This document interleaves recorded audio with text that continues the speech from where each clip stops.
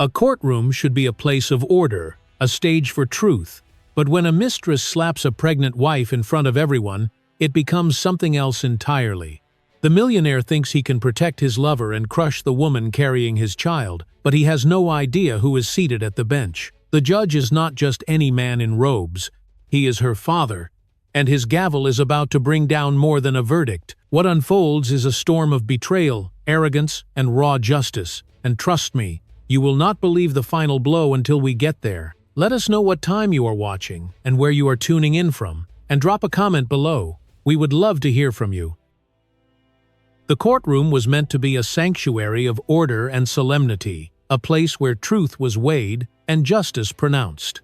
The polished wooden benches reflected the pale glow of the overhead lights, and every sound seemed amplified in the silence. The shuffle of papers, the click of heels, the clearing of throats. Lawyers sat with files stacked like fortresses before them. Clerks adjusted microphones, and the audience whispered in restrained tones, each one aware of the seriousness of the proceedings. At the center of it all sat the pregnant wife, dressed in a modest but elegant suit, her hands folded gently over her rounded belly. Her face carried the strain of sleepless nights, but also a quiet dignity, the kind of dignity born from pain that had been endured too long. She tried to focus on the documents spread before her, tried to block out the icy glare of her husband seated across the aisle. The millionaire, in his tailored suit and expensive watch, leaned back with an air of untouchable arrogance. His smirk betrayed a confidence that this courtroom, this moment, was nothing more than a stage where he would once again control the narrative. At his side, too close to be decent, sat the woman everyone had whispered about for months, the mistress. Dressed in crimson, her perfume lingering too strongly for a courtroom, she carried herself with the boldness of someone who believed the battle had already been won. The bailiff called the room to order. All eyes turned forward as the judge adjusted his glasses, his gavel resting quietly by his hand. For a moment, silence draped the chamber like heavy velvet. Then the mistress moved. It happened so suddenly that even the attorneys gasped. With deliberate steps, she rose from her seat, the sound of her heels striking against the tile floor like gunshots in the quiet room. Her hand trembled, but not from fear. Her eyes blazed with contempt as she crossed the short distance toward the wife. The pregnant woman looked up just in time to see the hand coming. The slap cracked through the courtroom like thunder breaking a summer sky. Gasps erupted instantly, papers slipped from hands, and several jurors instinctively recoiled. The sound of flesh meeting flesh echoed against the walls, leaving a ringing silence in its wake. The wife's head snapped to the side, her hair falling across her face. For a heartbeat, the world spun around her, and all she could hear was the pounding of her own pulse. She clutched her belly instinctively, her knees wobbling as though they might give way. The courtroom held its breath. A young clerk dropped a pen that rolled across the floor, the tiny noise strangely deafening in the stillness. The mistress pulled back, her chest heaving, her expression unrepentant. She whispered words meant to cut deeper than the slap itself, words only the wife could hear, but her lips curled with venom that left no doubt of their cruelty. The wife's eyes filled with tears, not of weakness, but of shock, of disbelief, that in such a sacred place, under the watchful eye of justice, she could be so brazenly humiliated. She glanced toward her husband, searching for a flicker of concern, a trace of humanity, but his face remained cold, even satisfied. The room was spinning, but she forced herself upright, clutching the edge of the table to steady her body. Whispers broke out across the benches. Reporters scribbled furiously in their notebooks. Someone near the back lifted a phone, its small lens blinking, capturing every frame of this scandalous assault. And yet, in that suffocating silence, one truth settled heavily in the air. No one in the courtroom could believe what had just happened. The mistress returned to her seat slowly, chin raised as if she had claimed a victory. The wife's cheek burned, her soul trembled, but her resolve had not yet broken. The gavel had not yet struck. Justice had not yet spoken. The story was only beginning. The echo of the slap still lingered like a ghost in the room, vibrating in the ears of everyone present. For several long seconds, time itself seemed to stop. The pregnant wife stood frozen in disbelief, her hand pressed to the side of her face, her lips parted as if words might come, but none could. She felt her cheek swell under her palm, the skin hot, pulsing with every beat of her racing heart. Her knees trembled, and instinctively she drew her other arm across her stomach, protecting the child within her, as though the strike had landed there too. Around her, the audience gasped in unison. A collective breath had been stolen and now released in stuttered whispers. The polished benches creaked as people leaned forward, craning their necks for a better view of the shocking scene. Reporters gripped their pens tighter, the scratching on their notepads sounding louder than usual in the stunned silence. Some spectators covered their mouths, others exchanged horrified glances, each expression mirroring outrage and disbelief. The soundscape of the courtroom had changed entirely. The steady hum of fans seemed louder. The shuffle of shoes across the tile floor echoed with nervous urgency. A camera shutter clicked, then another, until the quiet room was filled with staccato bursts of photographs being taken. The fluorescent lights above buzzed faintly, and somewhere in the back, a phone began to vibrate, the sound oddly intrusive in the charged stillness. The wife's mascara began to smudge, black streaks staining her cheeks as tears welled and spilled. A single drop fell onto the contract papers before her, blurring the ink, staining the sterile white page with raw emotion. She tried to wipe it away, but her hand trembled too much, leaving only a darker smear. Her lips quivered, and she bit down to stop them from shaking, but the betrayal in her eyes was impossible to hide. Gasps turned into murmurs. The rows of onlookers leaned into one another, voices hushed but urgent. "Did that really happen?" someone whispered. "In a courtroom?" another replied. The shock carried through every corner of the chamber, weaving itself into the fabric of the proceedings. A few stood up, as if unsure whether to intervene, while others remained seated, bound by the strange paralysis of witnessing something both unthinkable and undeniable. The judge remained motionless, his eyes narrowed behind his glasses. He had not yet spoken, but his silence was more powerful than a shout. His gavel rested untouched, yet the weight of authority hung heavy in the air. His expression was unreadable to most, but to the pregnant wife it seemed carved in stone, a mask that held secrets she could not yet comprehend. The mistress sat back down in her seat, a smirk of satisfaction curling her lips. She brushed an imaginary speck of dust from her sleeve and crossed her legs with deliberate poise, as though her action had been nothing more than an assertion of dominance. Her confidence radiated across the courtroom, infecting her lover. The millionaire leaned closer to her, whispering something that made her smile widen. The wife, meanwhile, gripped the edge of the table until her knuckles turned white. She struggled to breathe evenly, her chest rising and falling in uneven waves. The walls seemed to close in around her, the murmurs sounding louder, the lights harsher. For a moment, she feared her body might betray her, that she might collapse under the crushing weight of humiliation and fear. Yet she remained standing, shaking but unbroken. Every eye in the courtroom was fixed on her, but not with pity alone. Some eyes carried respect, others carried anger on her behalf. Phones were still raised, cameras still rolling. The image of a pregnant woman, assaulted in a courtroom where justice was supposed to reign, had already burned itself into memory.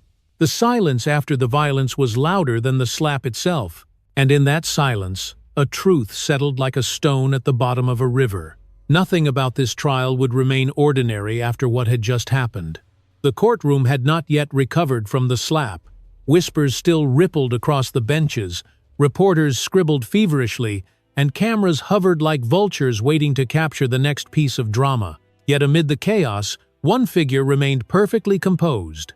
The millionaire leaned forward in his chair, his suit crisp, his tie carefully knotted, his face a portrait of control.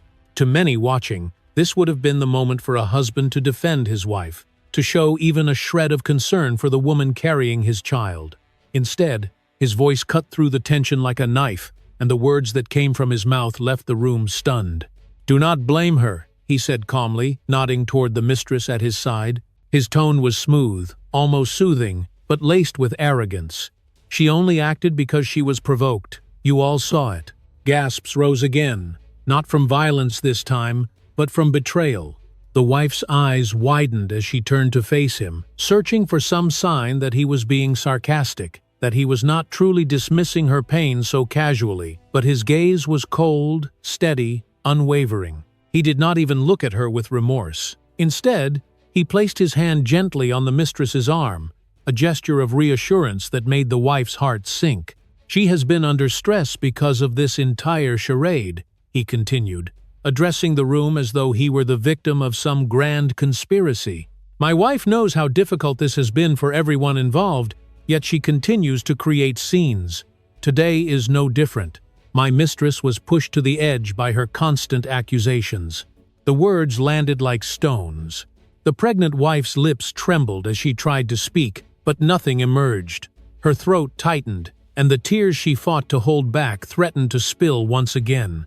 Every eye in the room seemed to shift from her to him, judging, questioning, trying to comprehend how a man could defend another woman so openly while his wife stood bruised and humiliated. The mistress leaned against him, basking in his protection, her smirk growing wider with each word he spoke. She brushed her hair back with a slow, practiced motion, her confidence swelling as the millionaire's voice elevated her status in front of the entire court. She no longer looked like the intruder or the aggressor. She looked like the chosen one. "She is unstable," the millionaire added, his voice sharpening now, his finger pointing directly at his wife. "She has exaggerated every detail, turned every argument into a tragedy, and twisted the truth to make herself the victim. But she is not the victim here, she is the problem." The words drew murmurs of shock and outrage. A woman seated in the back shook her head in disbelief. One of the reporters muttered under his breath, "He is destroying himself." Yet the millionaire seemed oblivious, wrapped in his own delusion that power and wealth could shape reality itself. The wife finally found her voice, though faint and trembling. "You are defending her? After what she just did to me?" Her words cracked under the weight of disbelief. Her hand clutched her belly tighter, as though holding on to the one thing that remained undeniably hers. The millionaire's face hardened. "I am defending the truth," he said coldly. "And the truth is that you have made this marriage unbearable. You care nothing for me, only for appearances, only for money." The room erupted with whispers once more, the tide of opinion shifting visibly. The cruelty of his words painted him not as a victim, but as a villain. The mistress sat taller, proud of the shield he had built for her, while the wife stood silently, her dignity bruised but not destroyed. For the first time, the audience began to sense that beneath his calm exterior lay a man blinded by arrogance, willing to sacrifice everything, even his own bloodline, to defend a woman who would ultimately bring about his ruin. The courtroom buzzed with whispers, the sound swelling and fading like waves against a shore. Every eye turned toward the woman in red as she rose slowly from her seat. Her movements were deliberate, graceful, calculated to draw attention. She smoothed the hem of her crimson dress, adjusted the gold bracelet on her wrist, and then let her gaze sweep across the room as if she were the true authority there. The mistress was no longer just a witness to the chaos she had caused. She was determined to make herself the star of the spectacle. She walked a few steps forward, the sharp click of her heels echoing in the hushed chamber. The sound carried like a drumbeat, announcing her presence, daring anyone to interrupt her performance. She tilted her head slightly, her lips curved in a smug smile, and then she held up her left hand. The room collectively leaned closer as the sparkle of a diamond ring caught the fluorescent light. It was not the ring of a wife, but it was a ring nonetheless, and the meaning was obvious. She twisted it slowly on her finger, letting it glint like a weapon. Then she looked straight at the pregnant wife, her voice dripping with mockery. "You see this? He gave it to me, not to you." Gasps rippled through the room. Some people covered their mouths, others shook their heads in disbelief. The pregnant wife felt her breath catch in her throat, her eyes locked on the ring, her heart aching with the cruel symbolism of the gesture. The mistress twisted the blade deeper with her words. "He told me I was the woman who understood him. He said I was the one who made him feel alive again." She laughed lightly, a laugh that was cold and hollow, echoing far too loud in the solemn chamber. She pulled a folded photograph from her purse and held it high for the room to see. It showed her and the millionaire together at a resort, the ocean behind them, his arm draped around her shoulders, both smiling like lovers without consequence.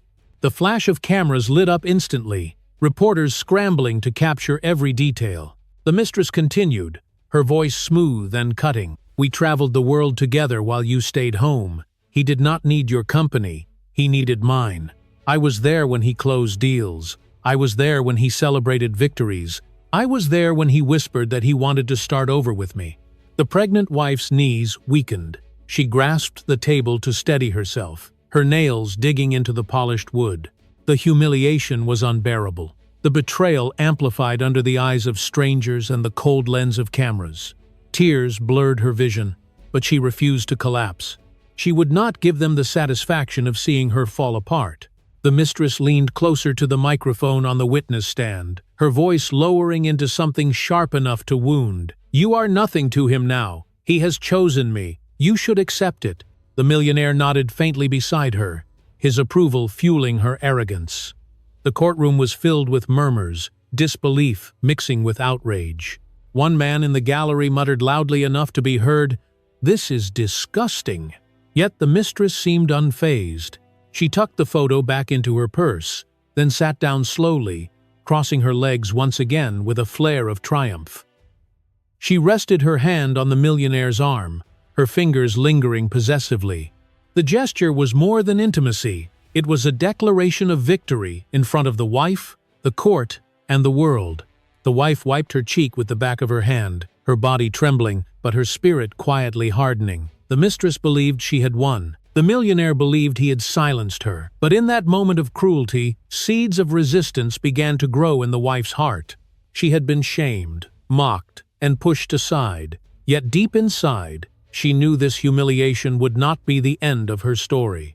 The courtroom was still buzzing with the echoes of the mistress's arrogant display. The image of her flaunting the ring and photographs lingered in the minds of everyone present. But before the whispers could fade into silence, the millionaire rose from his seat. His movements were calm, almost regal, as if he were a king addressing subjects rather than a man standing in judgment. He adjusted the cufflinks on his crisp white shirt, tugged once at his expensive tie, and stepped forward with a deliberate pace. The room hushed. All eyes followed him as he placed one hand firmly on the table, his voice rising in the solemn chamber. "Enough of this nonsense," he declared. "Let us be honest about what is happening here. She," he gestured toward his wife, "is trying to play the victim. But the truth is, she is nothing without me. Every piece of her comfortable life has been paid for by my fortune and my influence. Without me, she is nobody." Gasps filled the courtroom once more. The pregnant wife's face tightened, her fingers clutching the edge of the table. Her lips quivered, but she stayed silent, forcing herself not to cry in front of him. The millionaire continued, his words cutting deeper with every sentence. "I can take everything away. The house, the cars, the accounts. All of it vanishes with a single signature. If she insists on dragging me through this public circus, then I will make sure she leaves here with nothing, not a penny, not a home, not even her dignity." His voice carried like a sermon, commanding, booming. The mistress beside him smiled smugly, her hand resting lightly on his arm as if she were his queen and this was his coronation. The audience shifted uneasily, some looking at the wife with pity, others glaring at the millionaire with disgust. He leaned closer toward the wife, lowering his voice so that it seemed intimate, yet loud enough for all to hear. "And do not think you can hide behind the child you carry. The court listens to me, not you. I can take that child away as easily as I can take away your money. One call to the right people, and custody will never be yours. Imagine that. Your child raised by someone else, by someone who actually deserves him, someone like her." He nodded toward the mistress. The wife gasped, her hand flying instinctively to her stomach, clutching protectively. Her tears threatened to fall again, but she bit her lip, refusing to give him the satisfaction. The cruelty of his threat stole the breath from the room. Even the reporters stopped writing for a moment, stunned by the audacity of his words. The millionaire straightened once more, his voice growing louder, echoing against the wooden walls. "I have power you cannot imagine. Judges, bankers, investors, all of them know my name. Do you really think anyone here will choose you over me? Do you really think anyone in this city will dare oppose me?" A murmur of disapproval rolled through the gallery. One woman whispered angrily to her neighbor, "He is a monster." But the millionaire only smirked, convinced of his invincibility. The pregnant wife stood trembling, her heart pounding with fear and rage. His words were meant to crush her spirit, to force her into submission, but somewhere deep within, a spark began to flicker. a spark that whispered she would not let him destroy her, that she would not allow his threats to define her future. The millionaire returned to his seat with a satisfied expression, as if he had already won. The mistress leaned into him, whispering something in his ear that made him smile wider. The wife stood in silence, her cheeks still stinging, her soul shaken, but her resolve slowly hardening. The courtroom had witnessed arrogance wrapped in wealth and cruelty dressed as power. What no one realized yet was that the performance of the millionaire and his mistress had set the stage for their downfall. The courtroom had already been turned into a theater of cruelty, but what came next sealed the spectacle in the minds of everyone present. The millionaire's words still echoed in the chamber, threats of stripping his wife of everything she had. The mistress's smirk still lingered, her eyes glinting with triumph. The pregnant wife sat trembling, her fingers white from gripping the edge of the table, but she refused to collapse. She thought the humiliation had reached its limit. She was wrong. The mistress rose again, her crimson dress swaying as she moved with deliberate arrogance. She reached for a glass of water from the counsel's table, her nails tapping against the rim as she lifted it. For a brief moment, the wife thought the woman would simply drink it. Instead, the mistress tilted the glass sharply and flung its contents forward. The cold water splashed across the wife's chest and lap, soaking her blouse, staining her papers, and drawing horrified gasps from the gallery. The wife inhaled sharply, her body shuddering at the shock of the icy water. She clutched her stomach with one hand, her other trying in vain to wipe the liquid from her face and hair. Mascara ran in dark streaks down her cheeks. The papers before her curled and smeared, the ink bleeding into unreadable stains. The audience erupted, phones lifted high, capturing every humiliating second. Flashes lit the room like lightning strikes. A voice rang out from the back, "Someone stop this!" Another voice answered, "This is outrageous!" But no one moved quickly enough. The damage had already been done. The millionaire leaned back in his chair, his arms crossed, his expression one of satisfaction. To him, this was not cruelty, it was victory.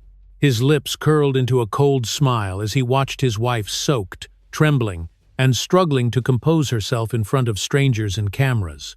His mistress returned to his side like a queen who had conquered her rival, sliding into her chair and crossing her legs with exaggerated grace. The wife's chest heaved as she fought for composure, her lips parted, and her voice cracked as she whispered, "You are destroying me in front of everyone."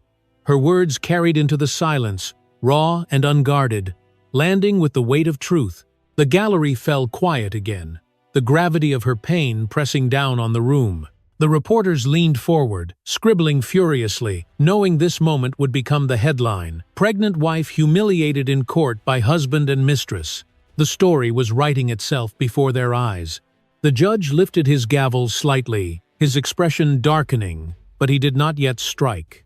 The room was tense, balanced on the edge of eruption. Every person felt the injustice, the violation of dignity. Some shook their heads. Others whispered furiously to their neighbors. A mother in the gallery covered her child's eyes, as if to shield innocence from the cruelty unfolding before them. The wife forced herself to stand. Her clothes clung to her skin, heavy with water, her hair plastered to her face. She drew a breath, steadying herself on the table, and raised her chin despite the tears still streaming down.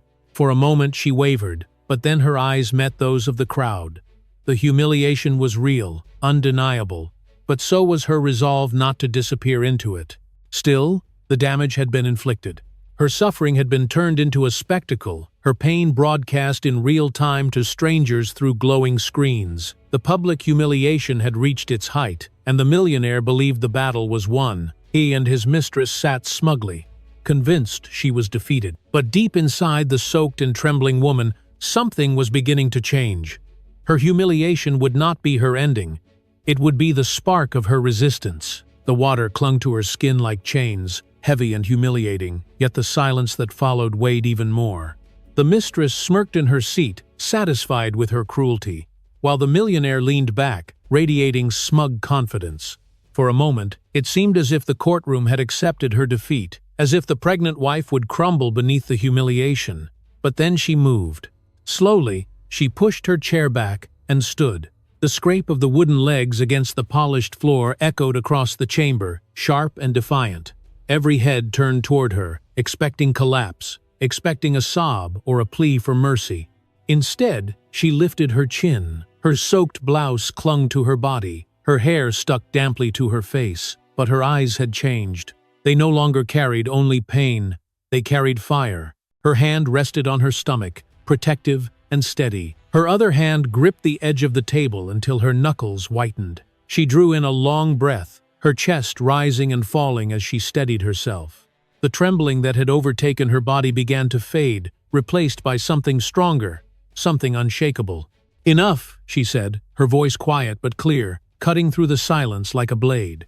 The mistress blinked, momentarily thrown off. The millionaire frowned, leaning forward as though to intimidate her again, but she did not shrink back. "You think I am weak," the wife continued, her voice gaining strength with every word.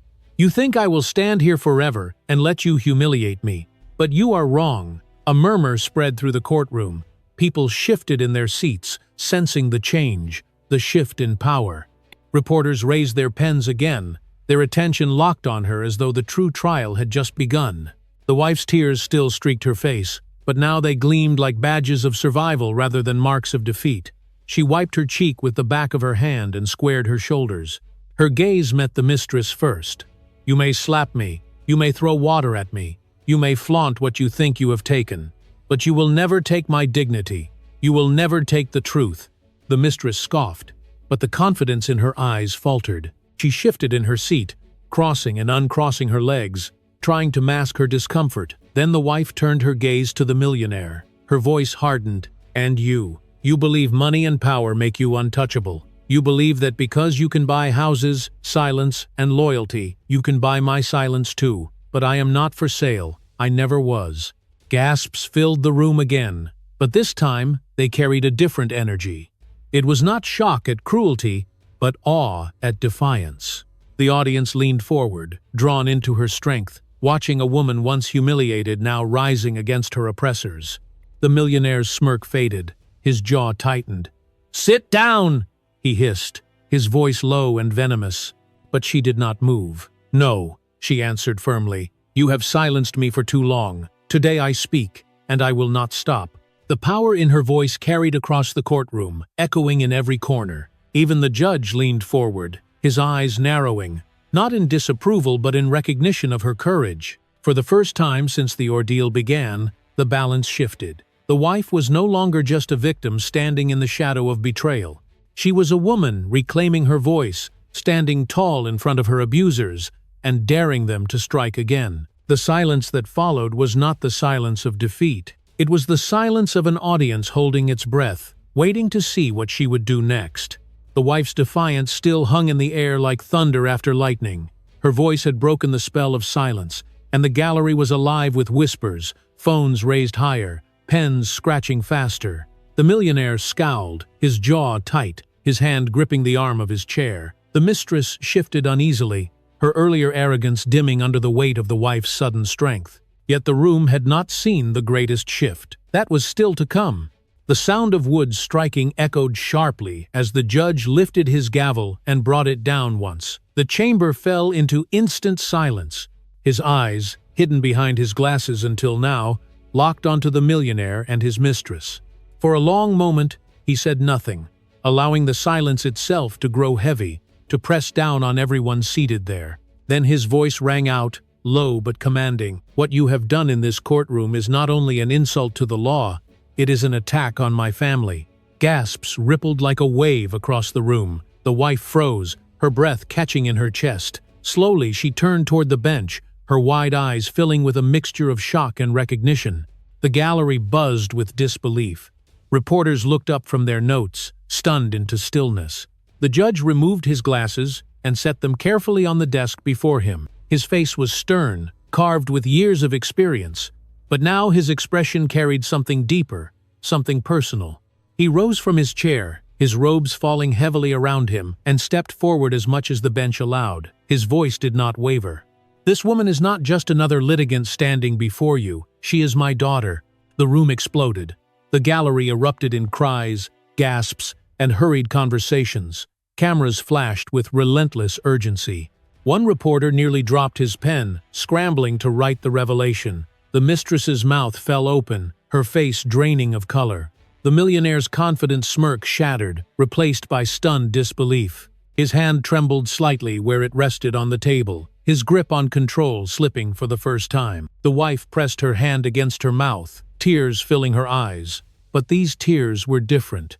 They were not born of humiliation or despair. They were tears of release, of relief, of sudden strength. The father she had thought was simply the presiding authority had revealed himself to be her greatest protector. The judge's voice deepened, filled with righteous fury. You thought this was a stage for your cruelty. You thought wealth and arrogance would shield you from consequence. You thought you could humiliate my daughter in the very house of justice. You were wrong. He lifted a folder from his desk and held it high. I have before me not only the testimony of this court, but evidence of your misconduct, your financial manipulations, and your abuse. And let me be clear, the law does not bend to your money. Not here. Not now. Not ever. The audience broke into applause before quickly being silenced again by the bailiff. Yet the energy in the room had shifted permanently. The wife stood straighter, her soaked clothes no longer symbols of shame but proof of endurance. The millionaire sat pale, beads of sweat gathering on his forehead. The mistress clutched her purse tightly, her earlier bravado gone. The judge leaned forward, his words final and inescapable. Today the truth has been revealed. Today the law will do more than punish. It will protect. The gavel struck again, its sound echoing like a verdict already decided. The courtroom was no longer the millionaire's stage. It had become the ground of his ruin. The revelation struck the courtroom like an earthquake. The echo of the judge's words still lingered, vibrating through the walls and hearts of everyone present. She is my daughter. The phrase replayed in the minds of the gallery, and the weight of those words shattered the fragile foundation on which the millionaire had built his arrogance. He sat frozen, his skin pale, his posture stiff. His eyes darted wildly around the room as though searching for an escape route, but there was none.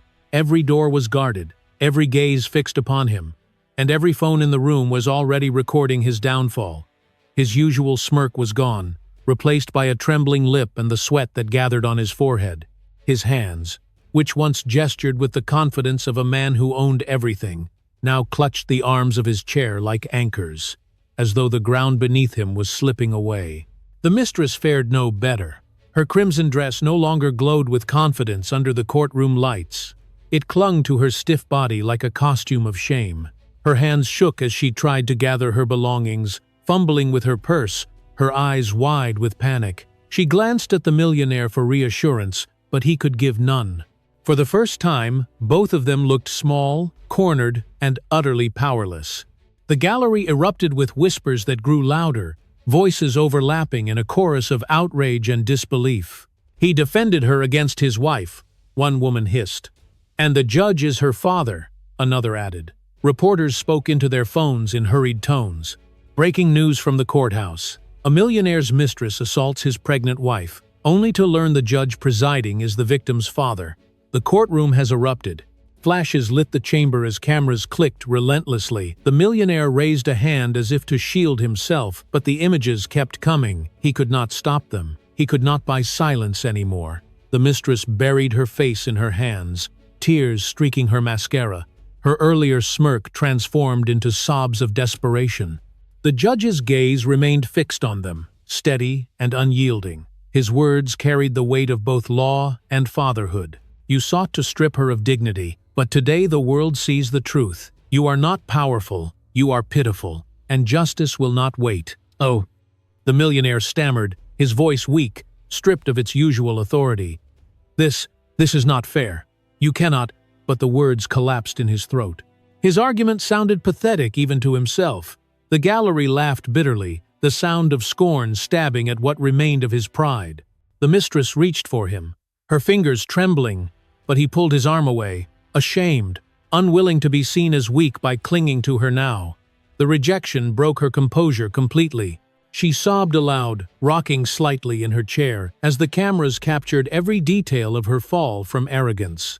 The wife stood silently, her hand resting on her stomach, her eyes locked on the man who had once claimed to love her. She said nothing, yet her silence spoke volumes. She no longer looked like a victim of humiliation. She looked like a witness to justice unfolding. The gallery shifted again as whispers turned into applause, muffled at first but growing louder until the bailiff had to call for order. The applause was not just for the judge. It was for the daughter who had endured, for the truth that had been revealed, and for the collapse of arrogance in real time. The millionaire sat motionless, his empire crumbling in his imagination, his mistress broken beside him. The stage that he thought was his to control had turned into his prison, and the sentence was only beginning. The sound of the gavel echoed one final time, sharp and commanding, sealing the fate of those who had mocked justice only moments before. The courtroom that once felt suffocating now carried a different air. It was no longer the millionaire's theater of arrogance, nor the mistress's stage for cruelty. It had become a sanctuary where truth had broken free and power was restored to its rightful place. The wife stood silently, water-stained clothes clinging to her frame, mascara streaks drying on her cheeks, yet she no longer seemed broken. Her posture had changed. Her shoulders were squared, her chin lifted, her hand resting gently on her stomach. The crowd saw not a humiliated woman but a survivor who had endured public cruelty and emerged with her dignity intact. The judge, no longer hidden behind the mask of neutrality, stood tall. His voice carried across the chamber with finality. This court will not tolerate abuse, manipulation, or intimidation. Today, justice is not delayed. Today, it is delivered. His words struck with the force of both law and bloodline. He looked at his daughter and gave the faintest nod, a silent promise that she would never stand alone again. The bailiff moved swiftly toward the millionaire. The man who once exuded untouchable confidence now rose on shaking legs. His eyes darted to the cameras, desperate for sympathy, but found none. Phones recorded his every step as he was led away, his empire unraveling outside the courtroom even faster than inside. Investors were already pulling out, contracts collapsing, headlines flashing across screens. Millionaire exposed in courtroom scandal. The mistress remained behind, collapsed in her chair, her tears soaking into the crimson fabric she had once worn like armor. Her earlier triumph had turned to ashes. She reached for her purse, but her hands shook too violently to hold it. The gallery looked on without pity. She had chosen arrogance, and now she sat surrounded by scorn. The wife did not speak immediately. She let the silence linger, a silence that now belonged to her. She lifted her head and allowed her eyes to meet those of the gallery. What she saw there was no longer pity. It was respect. Some nodded gently, others whispered words of encouragement. One woman mouthed, "You are brave," and the wife felt a warmth spread through her chest. She placed both hands over her belly, closing her eyes briefly.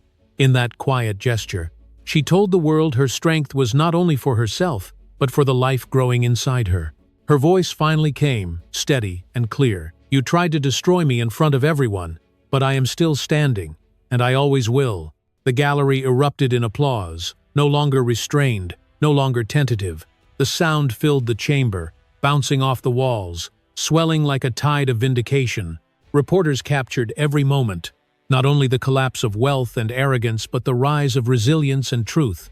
The judge struck his gavel once more to restore order, but his eyes carried pride. He looked upon his daughter not only as a judge but as a father who had witnessed her courage. As the courtroom emptied, the wife stood with grace, accepting the hands that reached to support her but walking firmly on her own. She left behind the humiliation, the cruelty, and the arrogance of those who had tried to break her. Outside the courthouse, cameras flashed again, but this time, the image was different. It was not a portrait of shame but of triumph. The sky above was bright, the air fresh, the city alive with the buzz of breaking news. She stepped forward into the light, whispering softly to the child she carried, "We are free now." Justice had spoken, liberation was hers, and nothing could take it away.